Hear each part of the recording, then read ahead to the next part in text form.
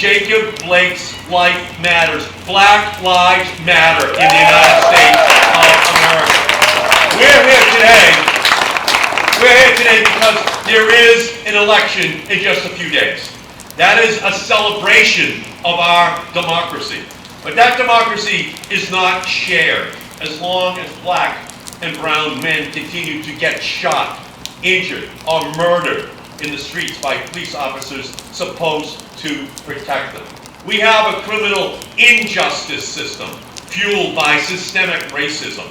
And until we confront and dismantle that systemic racism, our democracy, that compact we are supposed to celebrate on election days, is in jeopardy. This election day, justice is on the ballot. Environmental justice, the Green New Deal, is on the ballot. Protesters on the streets, I stand with you in solidarity. To the NBA players, standing up for what they believe in, and coaches like Doc Rivers, and the NBA, and the WNBA for setting an example, I stand in solidarity. It is going to take all institutions standing up for what is right if we are to achieve true justice in our society.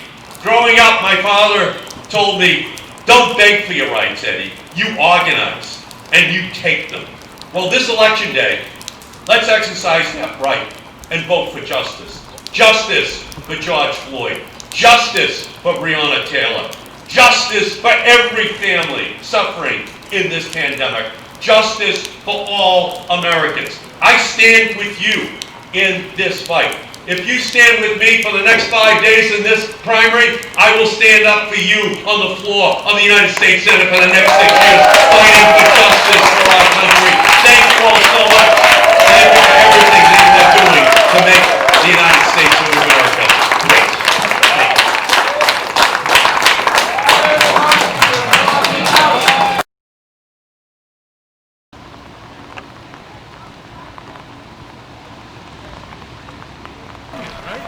I've been explaining that to lots of people on the case this whole summer. They're like, oh my God, you have no idea what he does day in and day out. You know, I mean, it was pretty much being how terrible the people are out here waiting. Was it right on the green?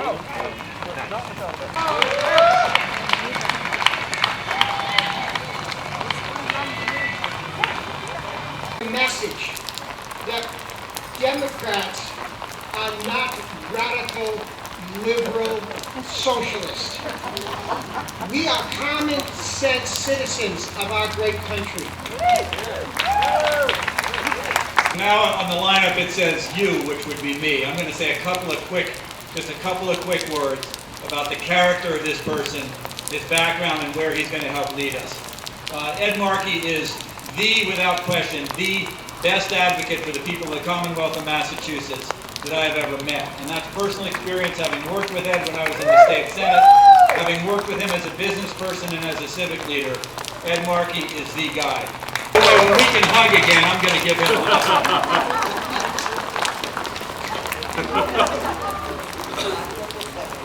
Well,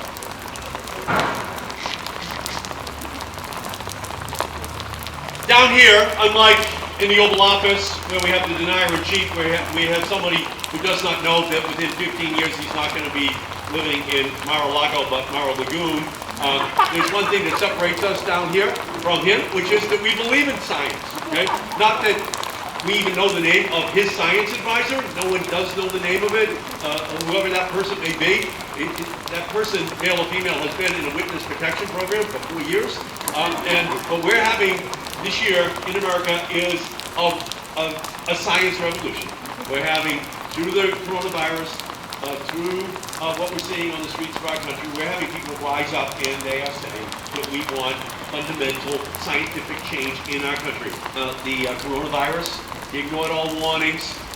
I sent him a letter on January 27th at my wife's request, the former Assistant Surgeon General. Write him a letter, it hasn't hit us yet, have the briefing now. So I did. On January 22nd. On January 27th, she said, we need a czar before it hits us. So I wrote him a letter. We need a czar. I was the first senator to call for the invocation of the Defense Production Act. He ignored that as well. A preview of coming attractions for the climate crisis.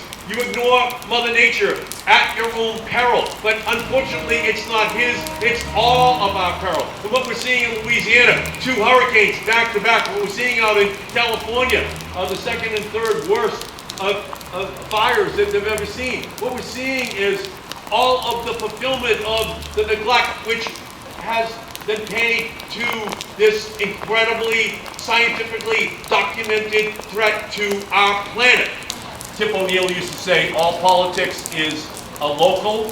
Actually, in the Trump era, all politics is loco. But global politics affects local politics when it comes to climate change. And I know that being in the crosshairs, that I'm with the people who are responding to it, trying to prepare for what will happen. We're seeing the impacts of climate right now. And the Cape is in the crosshairs. We're the target. It's going to happen unless we put the preventative measures in place. So that is what my promise to you will be. Hey,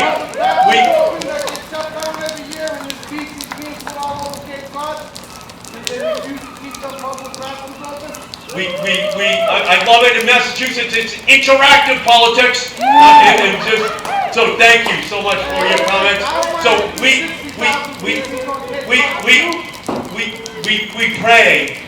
pray for the recovery of Jacob Blake.